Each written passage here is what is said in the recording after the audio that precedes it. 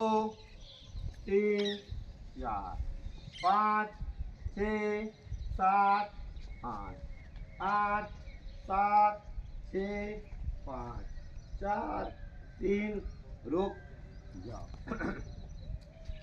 दूसरा दाव तो थोड़ी मन नवाई लागे 6 7 8 8 7 6 5 4 3 रुक जाओ